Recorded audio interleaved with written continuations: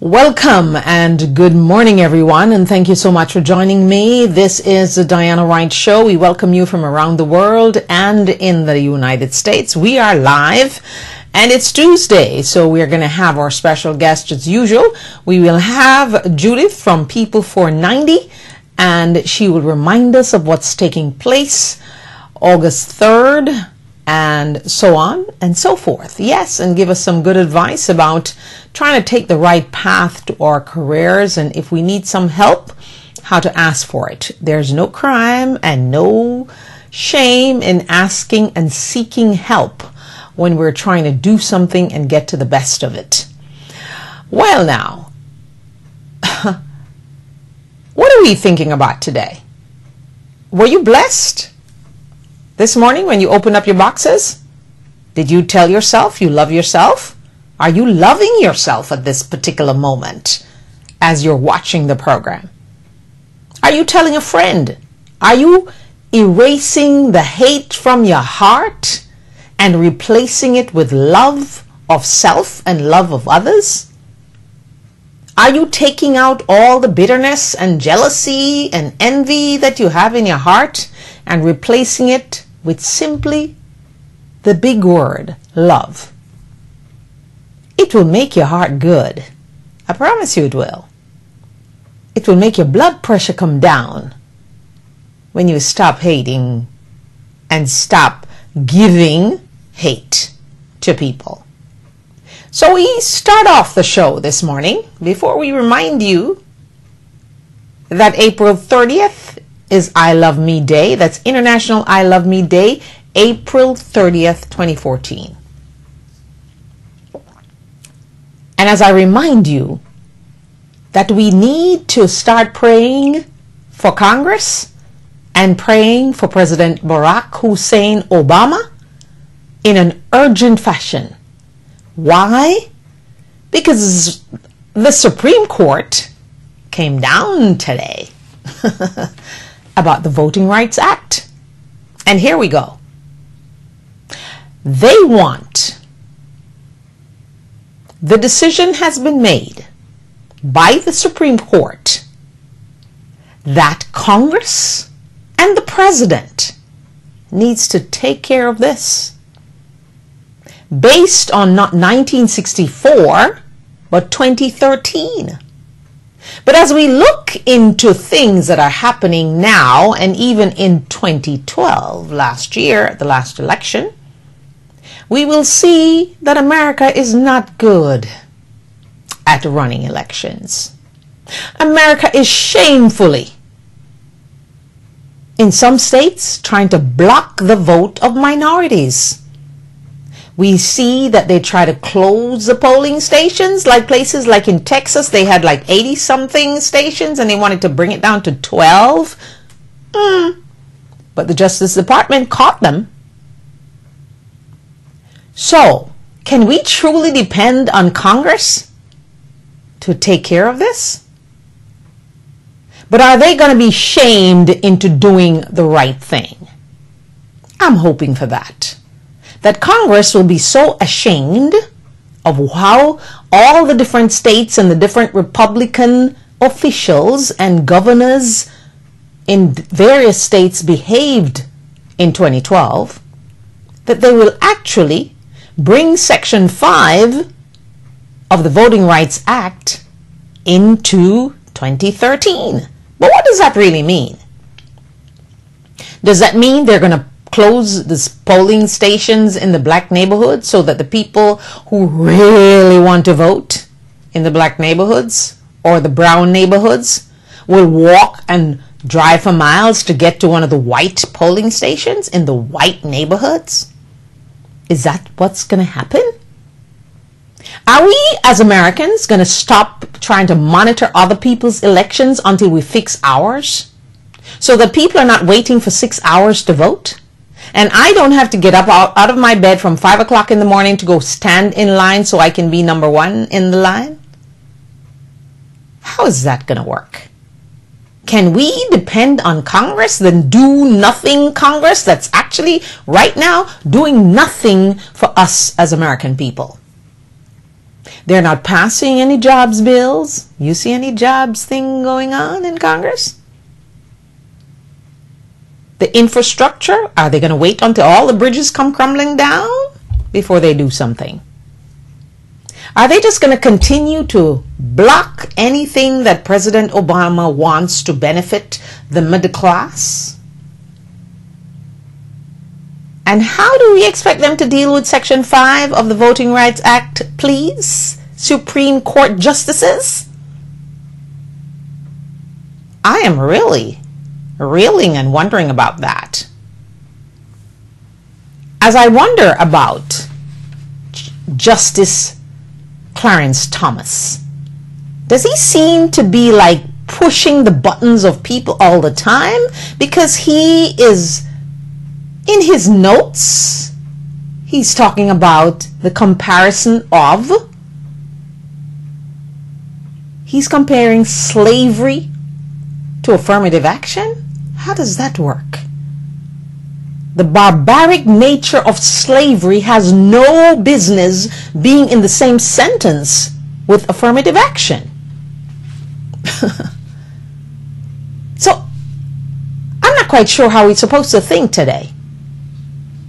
So the Supreme Court says, okay, Congress and President Obama, you fix this. Section 5, which is the most important part, so that, you know, brown people and black people are not discriminated against so that they can't vote when they want to vote. Well, I don't think there will be another black man running for president for a while. But what about if the first woman should run for president again? And it seems like she's gonna win, in the name right now that's surfacing, Hillary Clinton. Are there going to be ways that they're going to block women from going to vote? I think we really need to consider how serious this is. And Speaker Boehner, is he still the speaker, or is he in his office crying or something? And are we expecting him to behave in the same manner with his caucus? The way he behaved with the Farm Bill last week? Speaker Boehner, are you there? And I think Speaker Boehner should have spoken to the attorney who did the opening statement for George Zimmerman, the defense, yesterday. Him and his knock, knock, knock thing. Who's there? What kind of opening statement was that?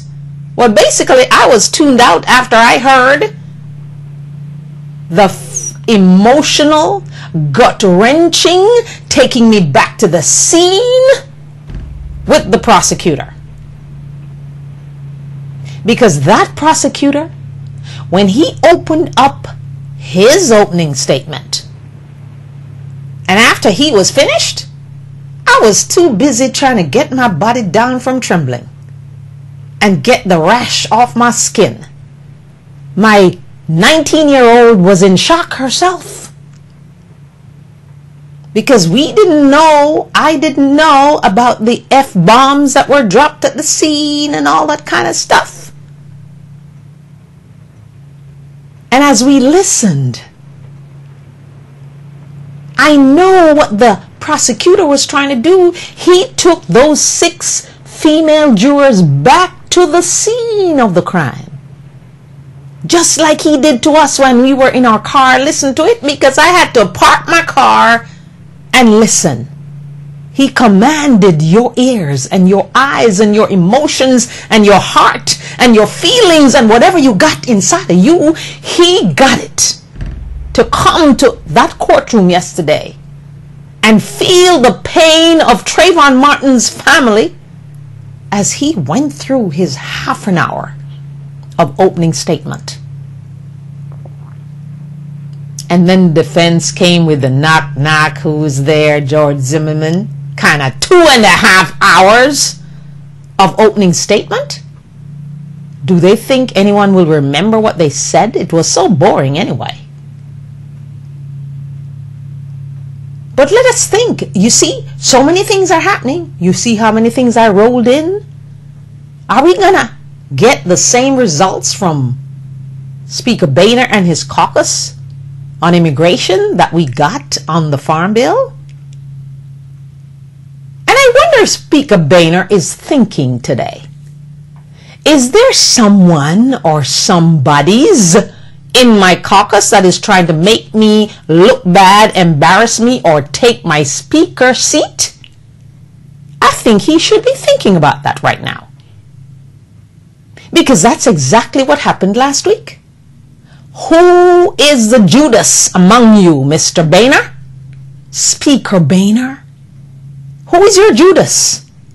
You need to go and get some divine intervention by the mighty one God. Pray on your knees, standing up, whatever you do, to find out who is your Judas.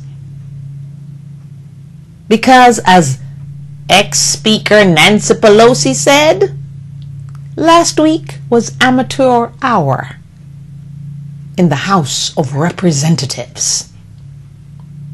So as we listen to all of this and we ponder it all, I simply go to my thoughts and wonder, where is America going to?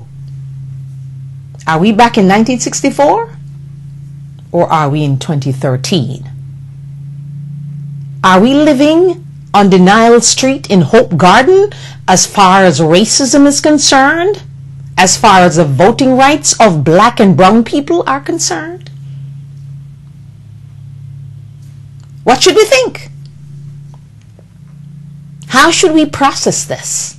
Can we truly trust the House of Representatives with Speaker Boehner and his caucus, who are the block caucus is what I call them. They're the blockers of progress.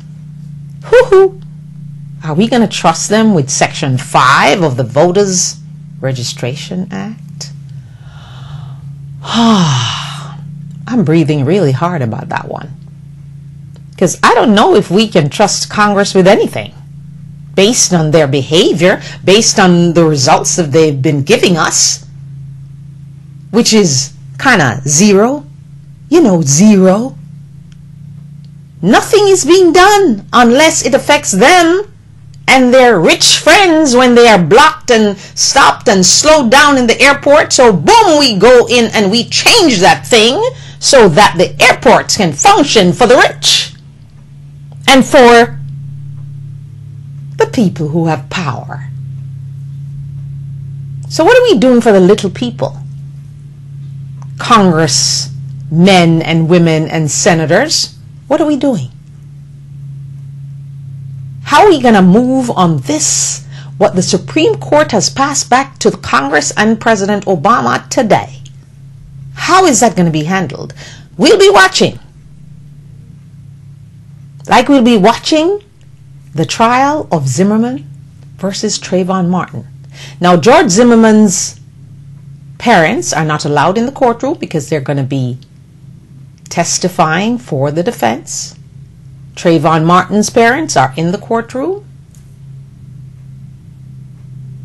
And the big question still is George Zimmerman going to testify on his own behalf? As he sat in court yesterday, and you could see when the prosecutor was giving his opening statement,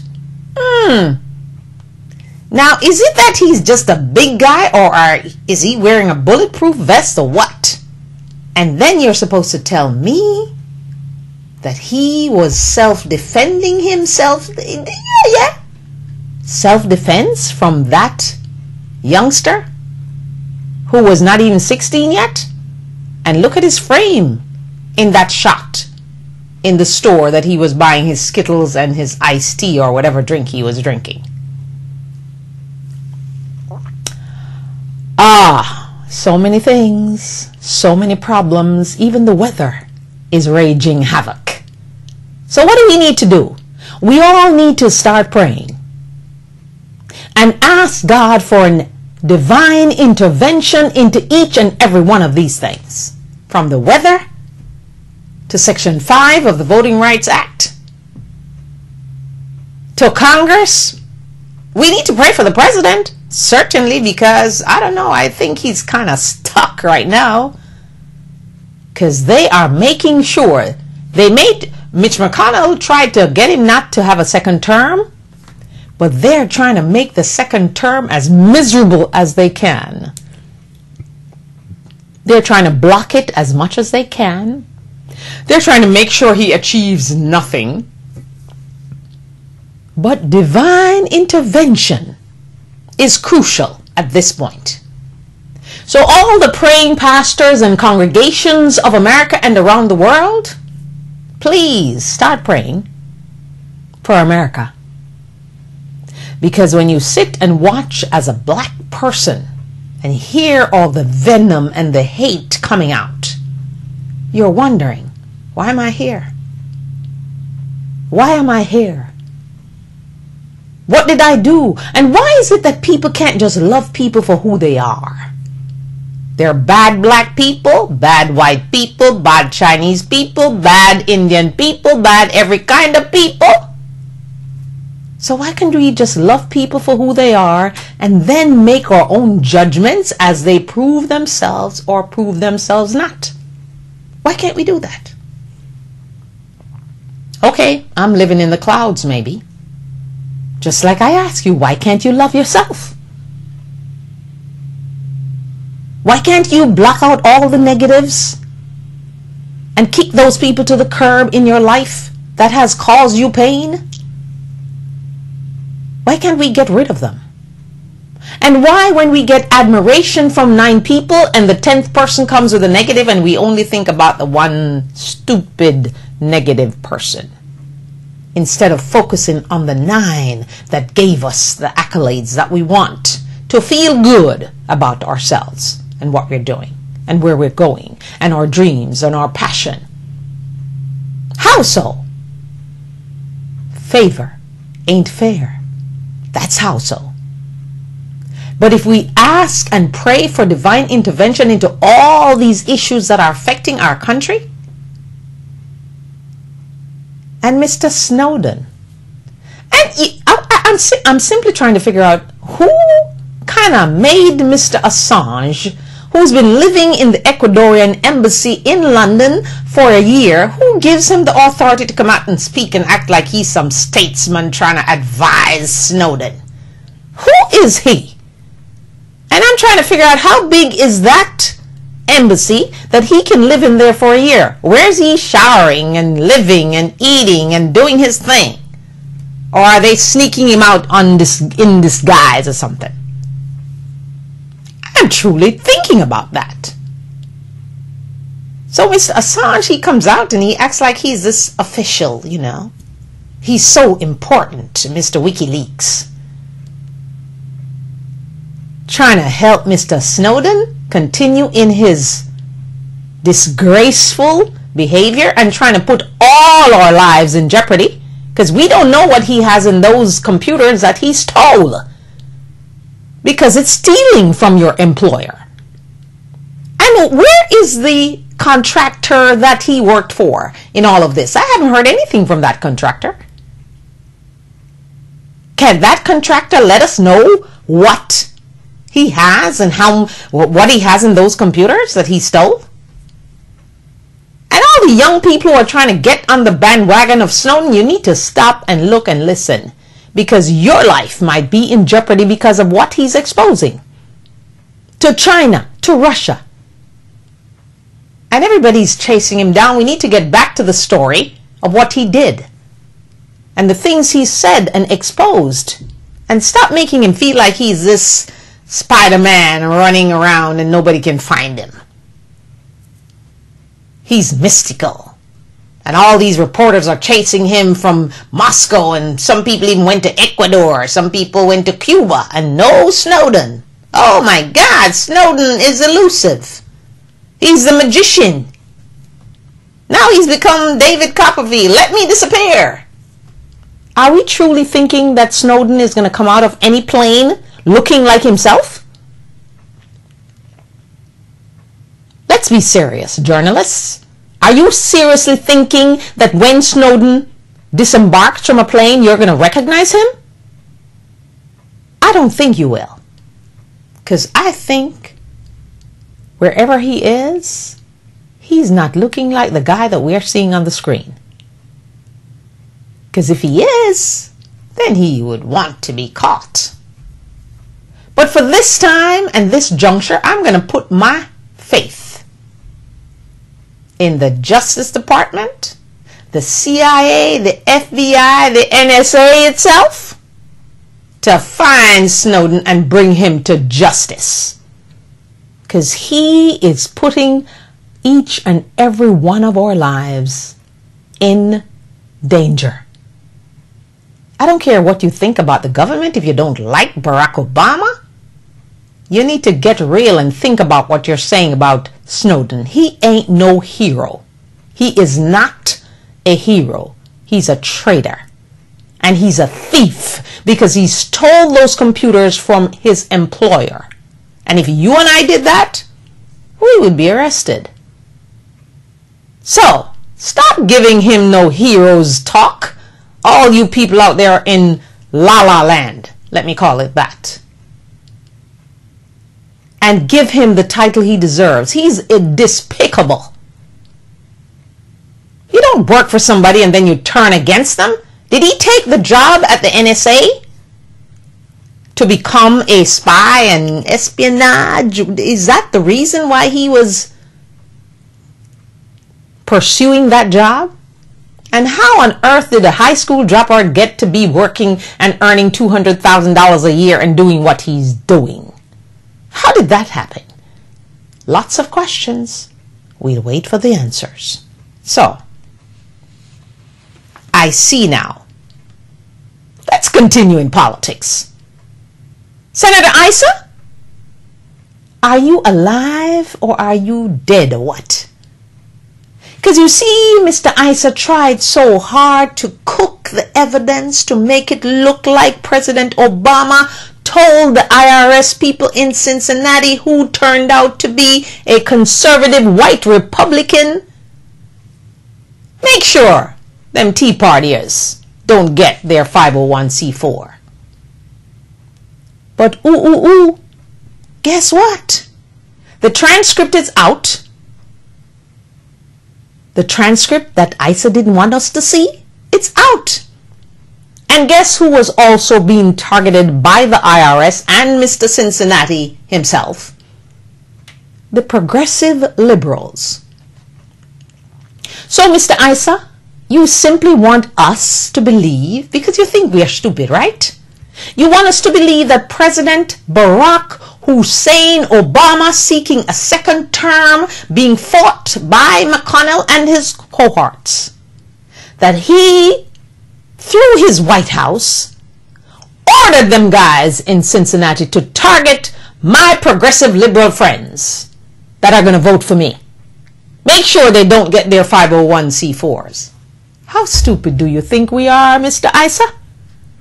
We're not that dumb. My God, we have a little sense. We all were given 5. And I think most people, if they dig deep, they will use all of their brain and understand that what you are selling us is crap, Mr. Issa. So where are you now? How come you're so quiet? The IRS scandal, the Benghazi scandal, the AP scandal. Okay, so we're trying to trap President Obama.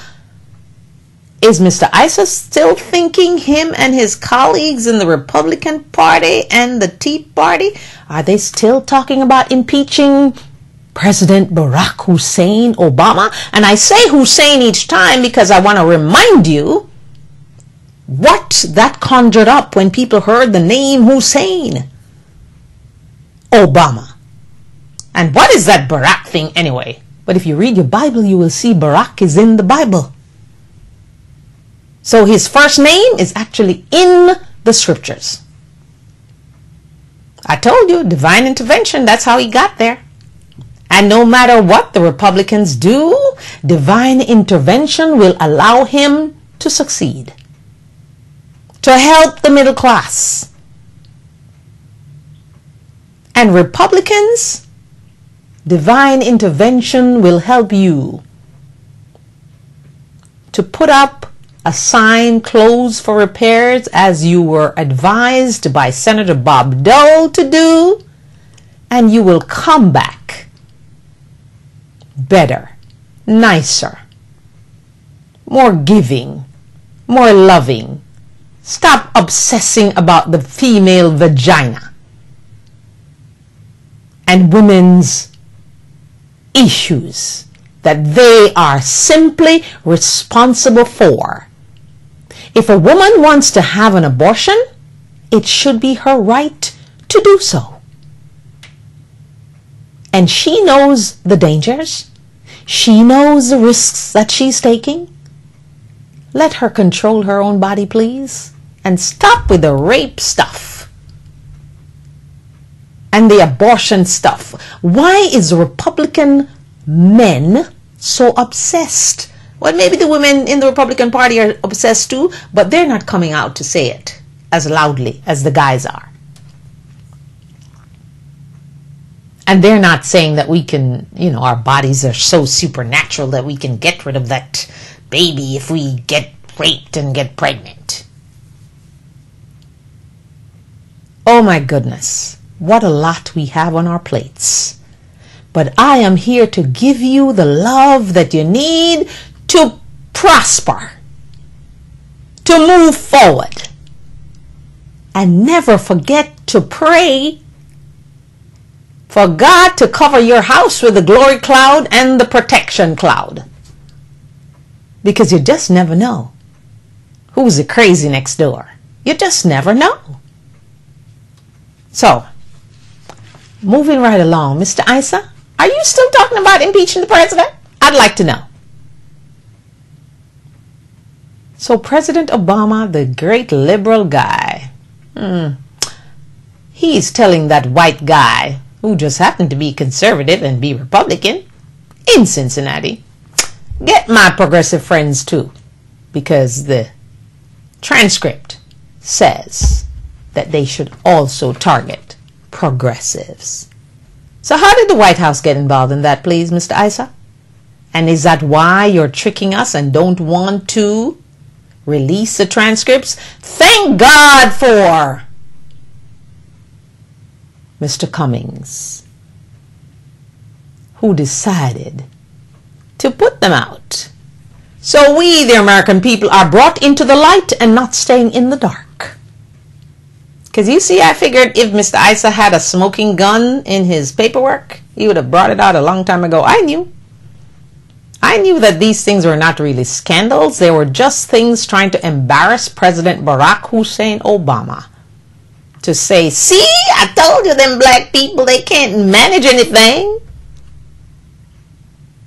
But in case we have forgotten, Barack Hussein Obama came out of the vajayjay of a white woman from Kansas who loved her son and made sure he did what he was supposed to do where school is concerned, and helped him.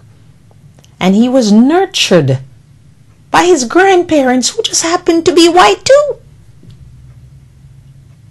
So what do you think of Mr. Issa today?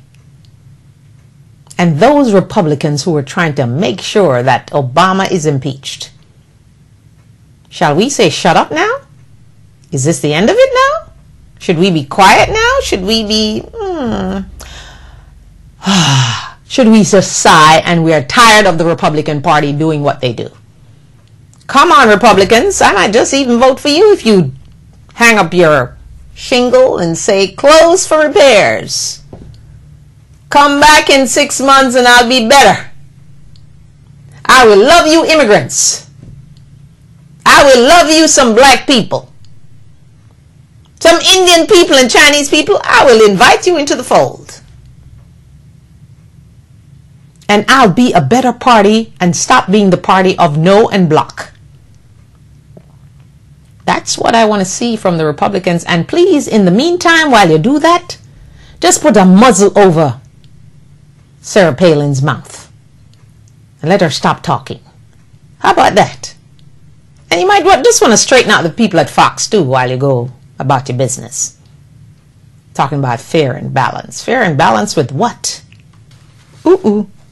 So, we now move to another story, and before I do that, I just want to welcome you again to the Diana Wright Show live from around the world and in the United States, because no matter where you are, you can now see me live. And if you miss me live, all you need to do is go to my website at dianawrighttv.webs.com that I will put up right now for you to remember and write it down and pass it on to your friends.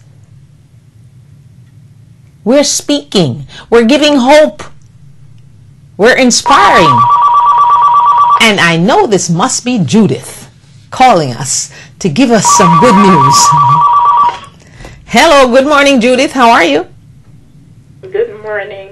Good morning. Good morning. Good morning. Yes, ma'am. How are you doing today? Good. Can you take me off air for a second? Okay, well, I can't speak to you off air for a second, though. Now you can? Okay. Yes, because I'm not so technically inspired here to do that. So yeah, if you were on Skype, then I could probably do that, but not on by the phone. So you have to hold that thought until I get off. Okay. All right. What's happening with you this morning? Just to remind our listeners that we have our seminar coming up August 3rd. And I've been talking a lot about it. Yeah. Yes. And they need to call to make the reservation or their RSVP.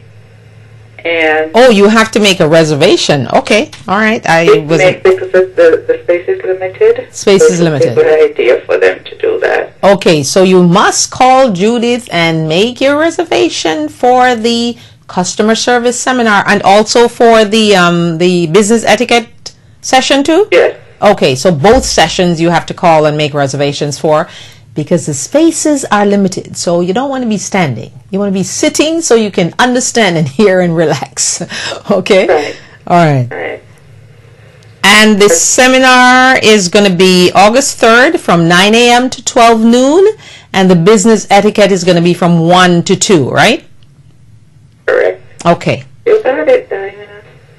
I got it. See, I told you I'll get it. I know you will. You're Torah. Yeah, I keep my promises too. Okay, so what else do you have to share with us? I don't have much this morning because I must admit I'm mature enough to admit Yes. my fault. I did not have enough time to do what I needed to do because of other activities. That's okay. Oh, that's Because I can share with you, because I have a couple questions for you. The college thing, the college experience, because I was not on Friday because I had to go to my daughter's college that she's going to. And it's a totally different experience from when I went to college. I know I went by myself, register myself, do my own thing. Now the parents got to be there. It's a family thing. You get all this information that your head is exploding and, you get to ask questions. You get to meet all the people and all. I think it's a wonderful experience, but my golly, it's an expensive experience. Why is it that college is so expensive, Madame Judith? You're in the business. Yeah. I'm not too sure why. Because each one is different. Yeah. You have to think about it. Because if you think about calling a state and a private, I'm sure you're going to get different price for the same program. Or if you even call two states, you might end up getting two different prices. They might have a research institution. The other one might not have a research institution. Okay. It might not be a research institution. So there are a lot of things that is in that mix that can cost. They're paying their staff member more than the other college. It could be so many different reasons why. So I am not really covering for them, but right. they all have their own administrative costs, and they have their own visions, and some might cost a little more than the others for whatever reason. So you have to kind of bear with them and try and get scholarship. The more scholarship, the better. Right. And by the way, I wanted to ask you, is there any advice that you give to young people who come to you trying to go to the career path in terms of college and all that kind of stuff? Which college would be better fit for them?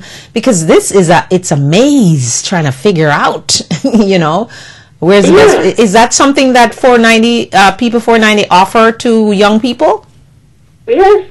Okay. So I just want to explore that a little bit, because this is the college season where, you know, you're visiting campuses, and some parents are overwhelmed, like myself here. You know, what are some of the things that we should kind of keep in mind when we're going to visit these campuses, and, you know, kind of to make sure that our young people are prepared for? Is there any advice that you can kind of give them? Well, first of all, from high school, they need to be communicating with their career guidance counselor. Ah, okay. So that's the first thing. And but my experience though, Judith, some guidance counselors are fantastic, and some really don't know that much. You know, so you kind of have. It's sad, but I won't speak to that. Okay, all right, because you know, you experience that. You know, some of them are wonderful and they know everything and they can point you in the right direction and all the kind of stuff. But then the others would be like, okay, you have to kind of help yourself. You know. Yeah, and it's sad. It's sad. It shouldn't be that way, and that is why I'm trying to get into some of these high schools.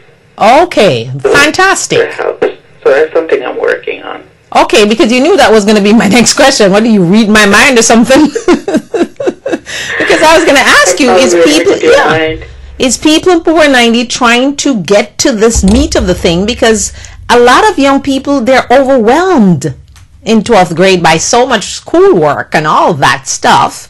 And the parents themselves are just trying to make sure that you graduate from high school, because at least if you have the diploma, there's hope for you to go to college. Not everyone is cut out to go to college. So People 490 is actually trying to do that. So that's a wonderful thing. Okay, so what would do you have like a separate fee that you would charge someone who comes into you to say, because what I found out, which I found quite shocking, a guidance counselor that left my daughter's school was trying to charge $75 an hour to help you with the... You broke. I didn't hear how much you said. $75 per hour to help you through the guidance process of getting the application, writing the essays and all that. And I was like, $75? I went to college. I'm going to do this myself. Okay, you can do it, then sure, by all means, go ahead and do it. You do your own research and put your own thing together. So do you have a service like that in your company? Yes, we do. Okay. We have that service. All right. One of the things that parents need to know or remember, in case they knew, is that career guidance is very broad. There are so many different occupations out there for persons to get involved in. Yes. And unless you're educated on the specific one that you have an interest in, it can be very confusing. So if you have someone who will take the time to sit down with you and guide you through that, then that's good. And one of the things also that we need to remember is that when they go to the guidance counselor, they have a list to choose from, but they also have to remember that it's something that they should choose something of interest, something that interests them. Because if they don't, eventually it's going to work out that they end up wasting their time and their money. Okay. So if you have some interest, at least you can voice those, and you can do an assessment also. The guidance counselor can do an assessment to find out where their weakness and their strengths are. Okay. And from there, you can work with that. Okay. But some people don't do that assessment, and that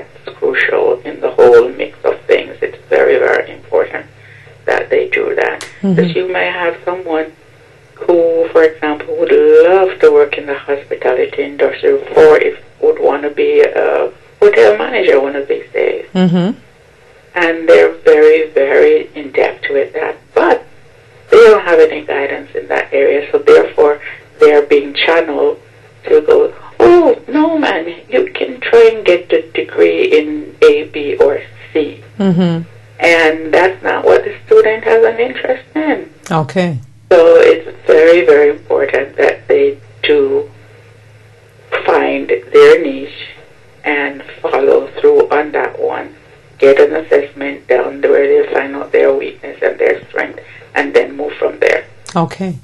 All right. So you do have, P490 does have a program for young people and their parents, guiding them through this college process, because believe me, it can be overwhelming. I've never seen so much paperwork in my life. I don't remember filling out all that kind of paper when I went to college. I seriously don't remember that. I'm serious.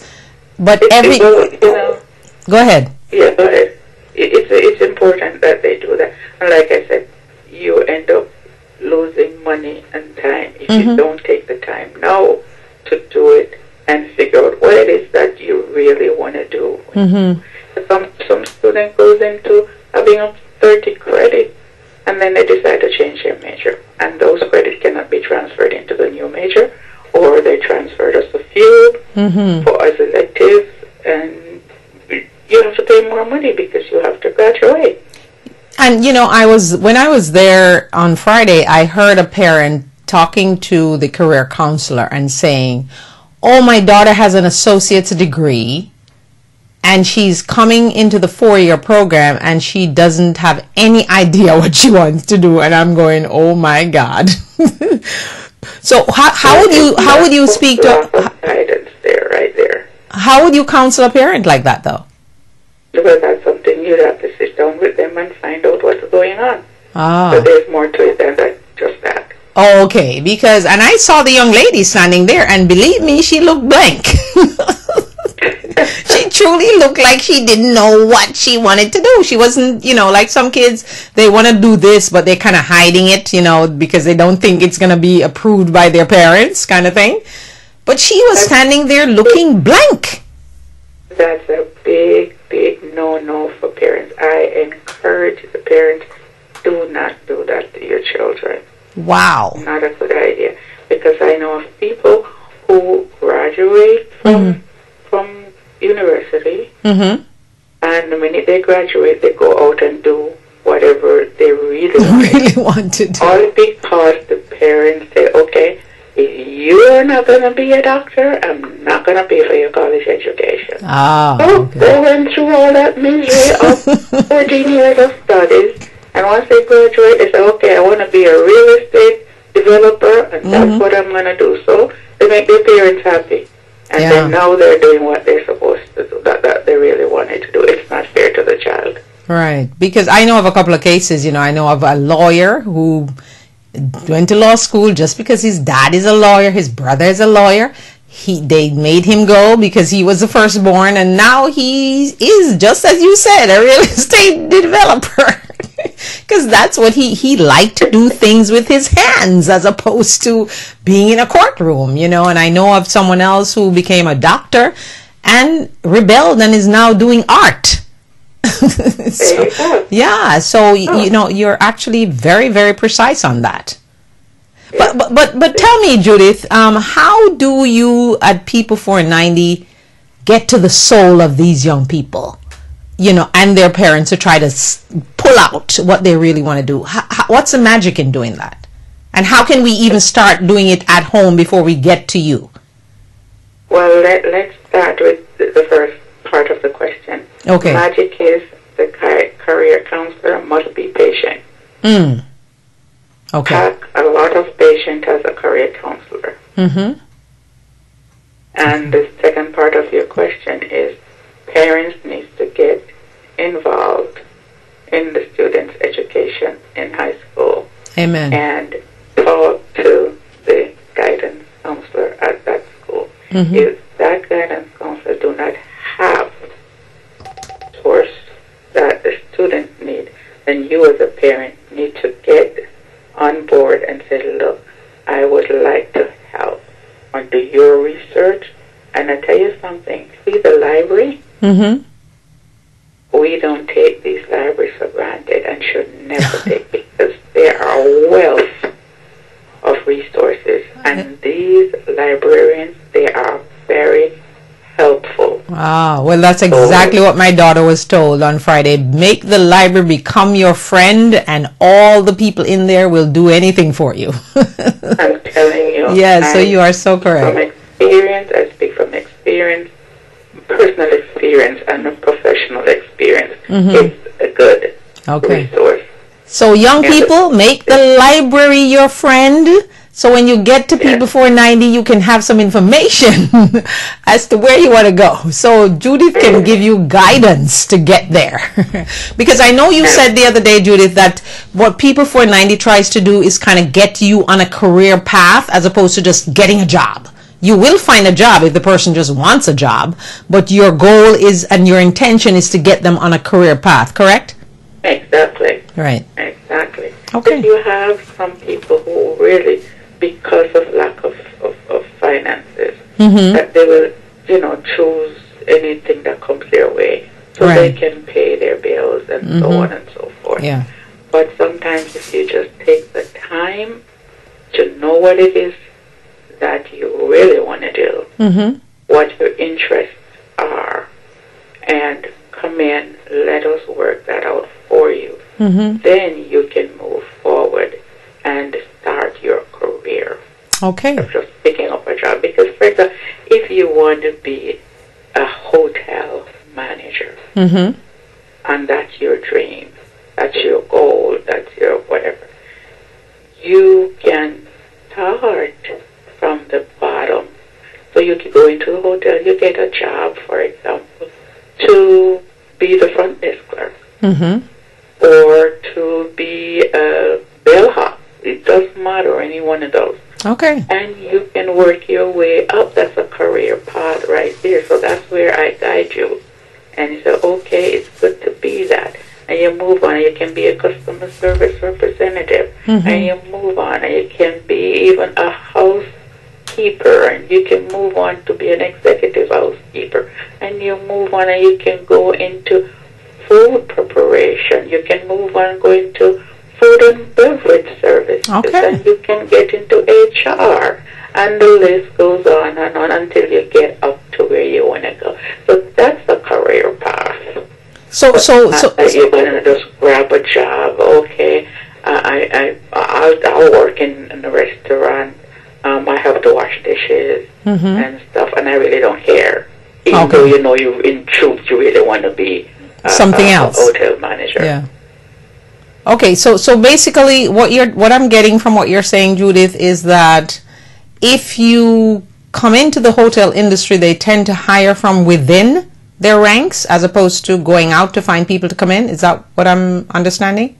That is a part of it, but not all, because you can start at that hotel and you can end up at another one. Okay, all right. But what you're going to start, you start as the front desk clerk, or you start as a bellhop, or any one of those things. Right. And you can move, because you could be a front desk clerk here for 5 years. I wouldn't put it that much, but for example, 5 years, and guess what? You saw a customer service representative position advertised at another hotel. Right. And you know you have all of this experience after 5 years. So you're going to go and apply for it. And you get that job. That's a promotion for you right there on your way to your career goal. Okay. So the hospitality industry is kind of your specialty, but you take on just about any industry. Yes. Okay. All right, so let's remind folks again. Go ahead. If you want to be a flight attendant, don't just go sit around and do this and do that. Start. Position yourself so that you can become a flight attendant. The glamour in the sky. Okay. I will not go into that, okay? Okay. Okay, I was not going to that flight attendant thing, okay? The maid in the sky, okay? Glamour maid in the sky, okay? Let's just leave it at that. They are great people, very educated and most very intelligent people. Yes, I enjoyed my time as a flight attendant, but I was just ready to run out. They are good people. They're super nice human beings. And I tell you, though, that being a flight attendant, getting that interview is the hardest thing you'll ever imagine. I remember being in a room of 3,000 people, and 2 of us got picked out of that 3,000. Yes. Okay? Yes. Me and another girl. And the other girl was white and blonde. What you have to remember, back in the day, you used to have this situation where long, smooth hair and hair complexion, that was the order of the day. Yes, exactly. Now it's different. But now I go, though, and I see flight attendants that are big, small, because when I went, they used to check your weight, man. If you gain 2 pounds, they put you on warning. After we get your girdle, and you have to dress a certain way. And yes, you have specific. Things have changed. It has certainly changed. I'm telling you, when I go on a flight now, I find it in, because my family are looking at me like, shut up, mommy. But I just have to. I went on a flight the other day and I saw this young man. He was so well dressed and groomed, and I could tell he's, putting forth the old school flight attendant. And I just had to call him. I said, my God, I'm so impressed with your attire and the way you carry yourself and everything. And he was so thankful for the accolades that I gave him, because because I'm one of those people, if I see good behavior, I have to say something. I can't just leave. Seriously, if I go to a store and someone is nasty, I just have to let them know, and if they're wonderful, I have to let them know too. That's just me, maybe it's just a Torian thing, I don't know. That's the right thing to do. Yeah, so because you want to make people feel good about what they're doing and let them know that you recognize that they made that effort, to be good and be better than the other person. So I just find myself doing this, and I think of the young man all the time when I think of the airline, because sometimes I go on there and I'm going, did that person just get up out their bed and pull their hair back and come on the plane or what? Yeah, because in a job like that, which I'm sure is something that you teach at People 490, you have to carry yourself a certain way. And you have to look a certain way because you're dealing with the public. Presentation. Yes, so thank God for People 490 and giving the information to these youngsters especially. I mean, some of the older people do need it too, because they think they know and they really don't know. So they also need it. That is why we are doing these protocols / business and social etiquette, because a lot of people come from the lower scale, but they were fortunate enough they have whatever the ambition to rise, and they get to where they are. But in between that, they did not get that kind of a training. Exactly. They're so embarrassed to talk about it, and they don't want nobody to know about it. Exactly. Right? So I cater to that. You have CEOs. I can customize this training for these CEOs and bank president and so on. Nobody has to know. Because I put on a general seminar, they're not going to show up. Right. Because they don't want to be in that group. In the group, right. That they know it. Exactly. But for these small businesses and even bigger business, larger business, they need to call me and say, look, I have 6 or 4 or whatever the case may be, employees that I would like you to train in etiquette, social etiquette, dining etiquette, if you will. And so exactly. They might be using somebody else's bread plate. Yes, and not know it. Okay. Not know it, right? They might be using the champagne flute for wine. Yes. They say, okay, could you put your glass up? They're using the champagne flute instead of the wine glass. That kind of stuff. So I needed to train them for me, and we can customize it for that purpose. Right.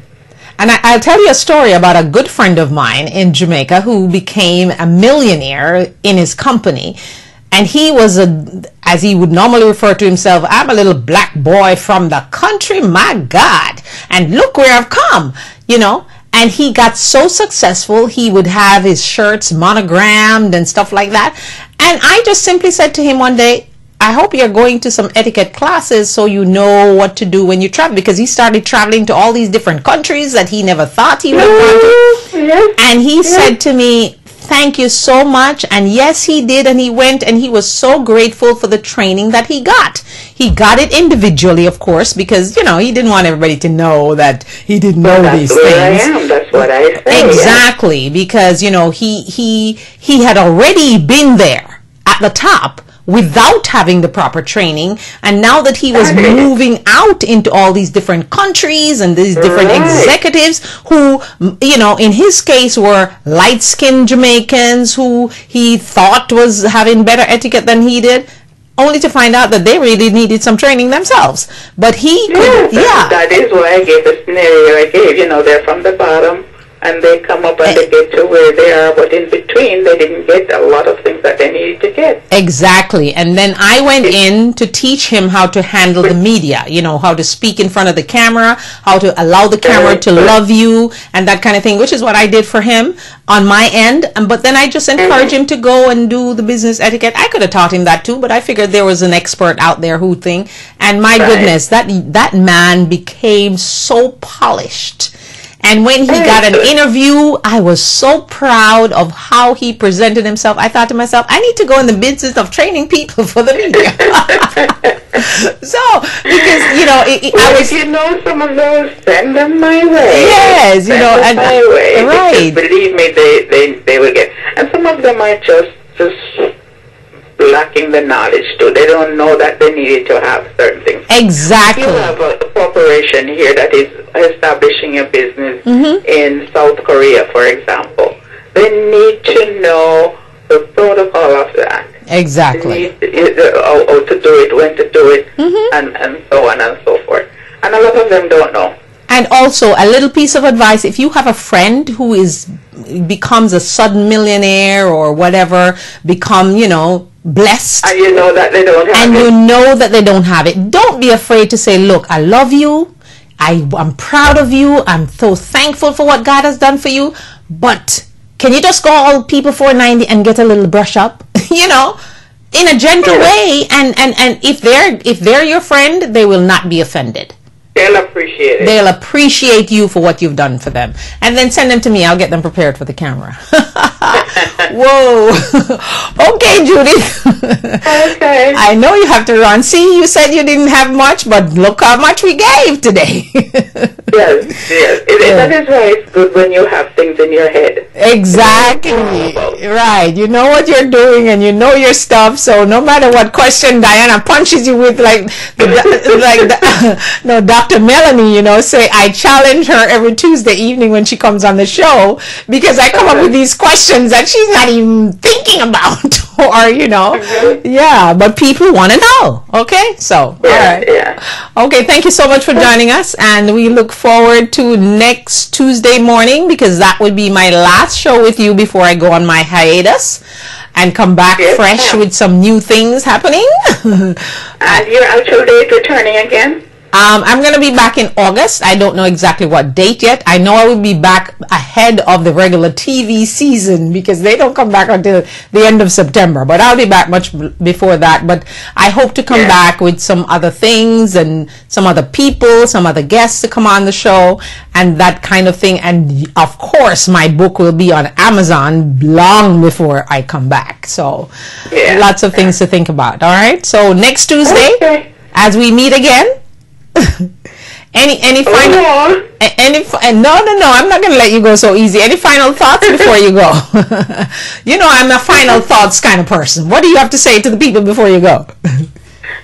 Go to 490 people 490. Go on the website www.490.com with your information. Okay, wonderful. Have a great day and be blessed. You too. Thank you so much. Okay. All right, that was Judith from People 490. She said she didn't have much to offer, but, you know, we surely found some things for her to talk about. So we're going to go back to our news now. And before I do that, I just want to remind you that we're here to encourage you to love yourself, to get up every morning and say, I love me, male or female. Teach your children to love themselves. And my golly, be thankful for who God made you to be. And open up your boxes of blessings each day and make sure you find in it what you need, what you want, and what God has for you. Because sometimes we want a little thing and God is ready to give us abundance and bigger things that we never even dreamt of. So, whatever is the desire of your heart, know that God will make it possible and come true. Before I go, you see that Paula Deen and the N-word is still plaguing her. The plantation wedding or a ceremony that you wanted or a party that you wanted with slaves serving her, and the black employees that you want to keep as janitors and in the kitchen only and cleaning those toilets. It's still plaguing her because she was dumped by one of her endorsements, Smithfield Farms. And I have a joke, you see, because I remember last Christmas when I was in the store looking at hams and a young lady came up and I just said to her, you know, what is the difference between Smithfield Farms, Paula Deen, and the other hams that you have here that's just given by your supermarket or whatever? And she said to me, Paula Deen, that's the difference. As if to say, I don't know what Paula Deen knows anything about no ham. This one is just as good and it's much cheaper. Oh my goodness, I just cracked up. I went home, I gave my mom the joke, and it is still a joke for us because we're still laughing. It was so funny. And I never knew that maybe that girl knew something I didn't know about Paula Deen. I don't know. Maybe she did. Just maybe. I actually know that I think about it. I think she knew that Paula Deen was doing what she was doing. That's why she said it with such, ooh, I don't like that lady kind of thing. So, anyway, we just want to know, QVC is still thinking about it? Uh-oh, Paula Deen. If you don't like black people, you should keep it in your heart and ask God to cleanse it and not make it be a hostile environment for your employees. Because despite the fact that you have your nice ranch and you have different little hotel rooms kind of thing where you can put Oprah and Gail when they come, the secret is gonna come out. You can't do things like this and expect that it's gonna be hidden. And the person that's exposing all of this, I don't think it's a black person. It's actually a white person. So, wow. I don't know. Yes, we forgive, but we should not forget. And is she going to come and be picked up by another network? Is she going to come and rebrand herself? I don't know. One man said he thinks that she doesn't have time to do it, but you never know. We'll watch that, and we're watching to see what happens with that. So in Beijing, though, an American executive on Monday, he was held hostage for 4 days at his medical supply plant in Beijing by scores of workers demanding severance packages like those given to 30 co-workers in a phased-out department. Chip Starnes, 42, a co-owner of Coral Springs, Florida-based specialty medical supply company, said local officials had visited the 10-year-old plant on the capital's outskirts and coerced him into signing agreements to meet the workers' demands, even though he sought to make clear that the remaining 100 workers weren't being laid off. The workers were expecting wire transfers by today, adding that about 80 of them had been blocking every exit around the clock and depriving him of sleep by shining bright lights and banging on windows of his office? He declined to clarify the amount of what happened, saying he wanted to keep it confidential. No. He said, "I feel like a trapped animal." Wow. From his first floor office window, while holding onto the window's bars, he screamed out and he said, "I think it's inhumane what is going on right now. I have been in this area for 10 years and created a lot of jobs, and I would never have thought in my wildest imagination something like this would happen." He continues, "Workers inside the compound, a pair of 2-story buildings behind gates and hedges in the district of the northeastern Beijing suburbs." Now I want to ask you, Mr. Chip Starnes, you want to bring those jobs back to the United States? I don't think anyone here would have held you hostage. How about that? Maybe you should bring those jobs back and get that factory back here in the U.S. so you can employ Americans and we can see more made in the USA. Made in America. Wow.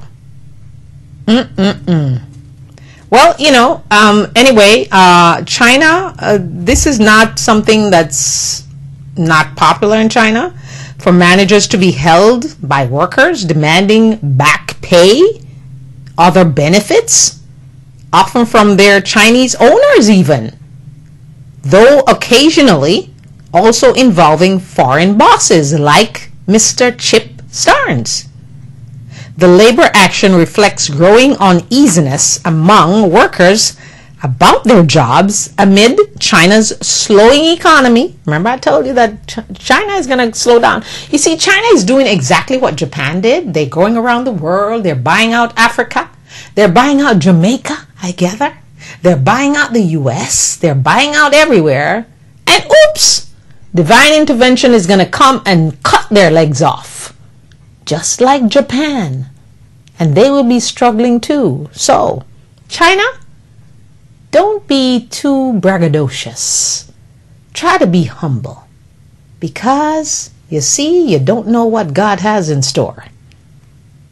China's slowing economic growth and the sense that growing labor costs may make the country less attractive for some foreign-owned factories. So you see, because the people in China are demanding better income, better salaries, the U.S. guys are saying, oh no, well, we could pay that to our counterparts in America and the jobs will be coming back to America. How about that?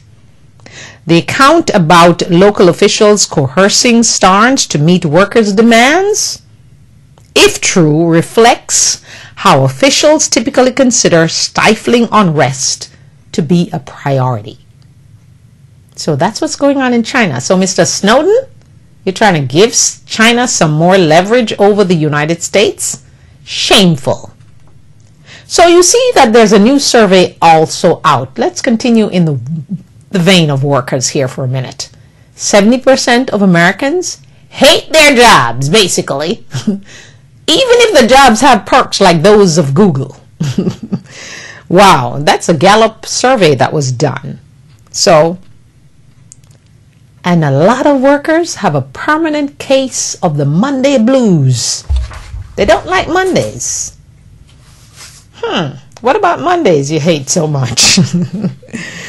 Okay, and let's see. As we end today, and we will come back to you this evening at the 8 o'clock hour with Dr. Melanie Simpson, the general practitioner. We have lots of questions for her again, as we normally do. So please tune in live at 8 o'clock this evening. It's Tuesday. So if it's Tuesday, it's time for Dr. Melanie. And if it's Wednesday, tomorrow morning, it's time for Rad Wellness and Dax Dunn. You haven't heard from Dax in, 2 weeks? So he's going to be back fresh. We have lots of things to talk about. And of course, on Thursday, we'll do the news again. And Thursday evening, we'll have Dax and company talking about the issues of men. What do women really want from men? And what do men really, truly want from women? Join the conversation on Thursday evening. 561-228-1921. That's 561-228-1921. And listen and learn and join the conversation this evening, because the questions that I'm asking Dr. Melanie Simpson might not be the question you want answered. So what are your questions? Join the conversation.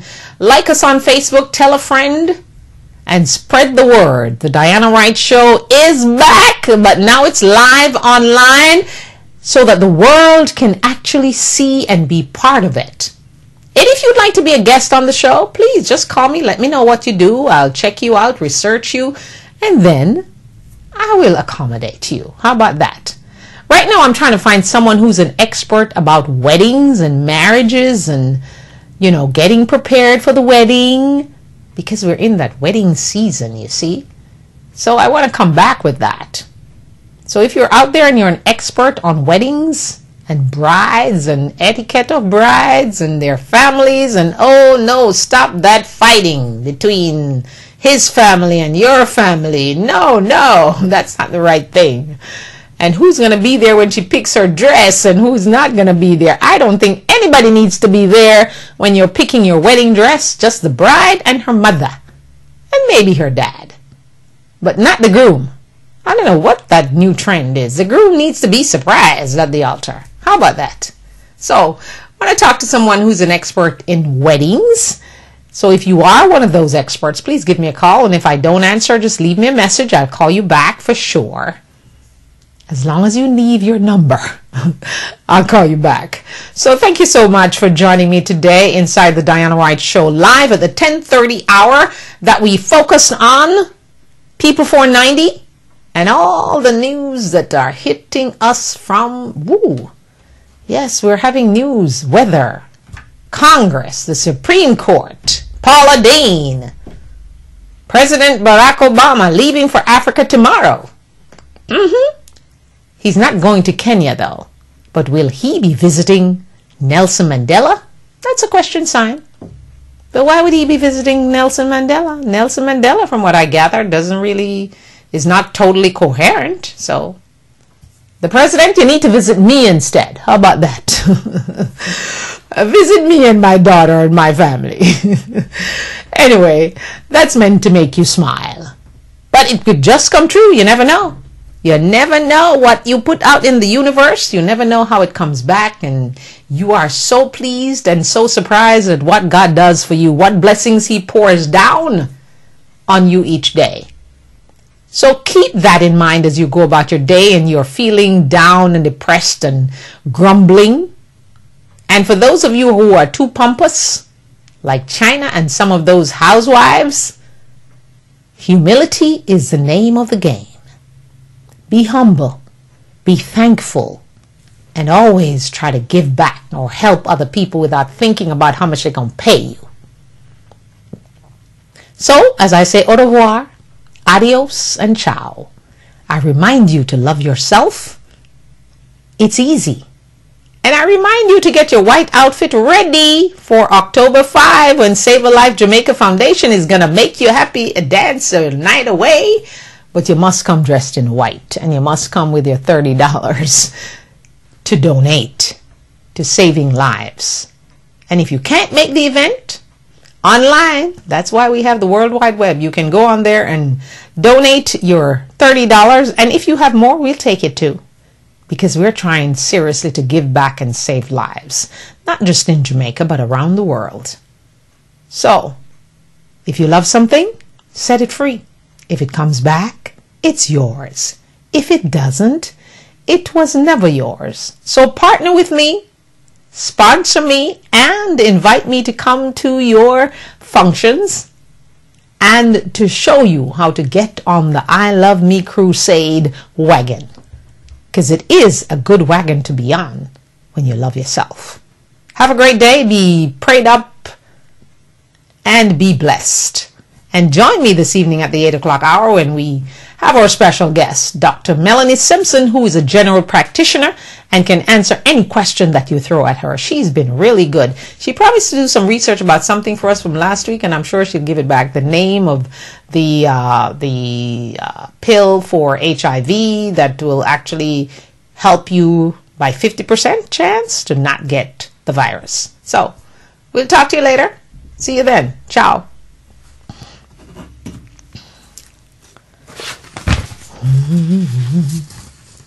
Tra la la la la la la la la.